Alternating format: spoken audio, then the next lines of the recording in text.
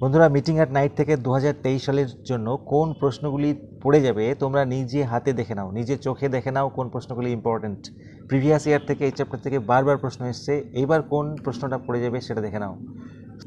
সবার প্রথমে এই প্রশ্নটি আলোচনা করব, দেখে নেবো এটা ইম্পর্টেন্ট কিনা। What does the poet do in course of his journey to the farm house?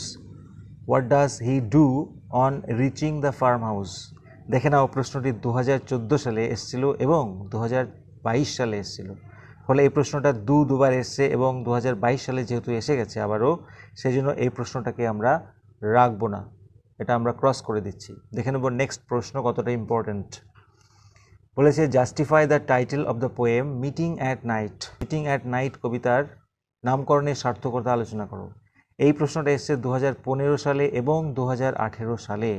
ফলে এই প্রশ্নটা দুবার রিপিট হয়েছে এবং 2018 সালে লাস্ট রিপিট হয়েছে।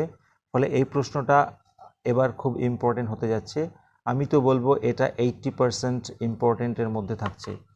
এরপরের প্রশ্নটা দেখে নেব, evaluate meeting at night as a love poem.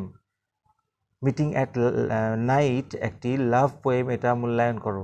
এসেছে 2016 সালে এবং একবারই এসছে। ফলে এই প্রশ্নটা এবার ভেরি ভেরি ভেরি ইম্পর্ট্যান্ট। আমি এটাকে 100% চান্সের দেব। তারপরের প্রশ্নটা দেখে নেব, give an account of the lovers journey to his beloved. অর্থাৎ প্রেমিকার কাছে প্রেমিকের যে জার্নি সেটার একটা বিবরণ দাও। এই প্রশ্নটা শুধুমাত্র একবার এসছে এবং 2017 সালে এসছে। ফলে এই প্রশ্নটাও এবার অত্যন্ত গুরুত্বপূর্ণ। আমি এটাকেও 100% আসার সম্ভাবনা দেব। তো এবার দেখে নেব আরেকটি প্রশ্ন, and a voice less loud, এবং একটি কণ্ঠস্বর খুব কম জোরালো। Whose voice is refer to here? Why is the voice full of joy and fear? Describe the meeting. এই প্রশ্নটা কোনবার এসছে? 19 সালে এবং 20 সালে, পরপর দুবার এসছে। দেখলে রিপিটেশন হচ্ছে এই চ্যাপ্টার থেকে।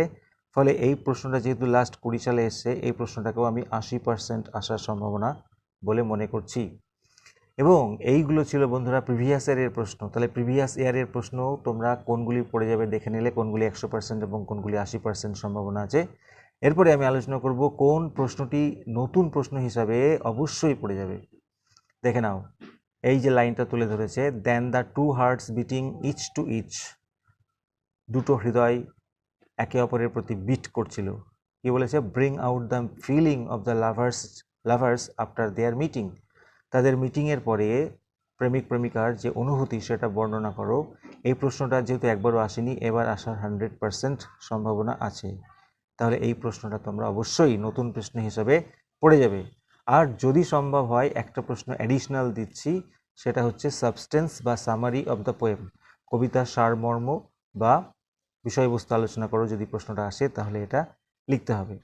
তাহলে বন্ধুরা, দেখে নিলে তোমরা নিজেরা কোন কোন প্রশ্নগুলি এবছরের জন্য অত্যন্ত গুরুত্বপূর্ণ হতে যাচ্ছে। আশা করছি এই প্রশ্নগুলি অবশ্যই রেডি রাখবে। যদি তোমরা এই প্রশ্নগুলির উত্তর চাও, অ্যান্সার চাও, তাহলে অবশ্যই কমেন্টে জানিও।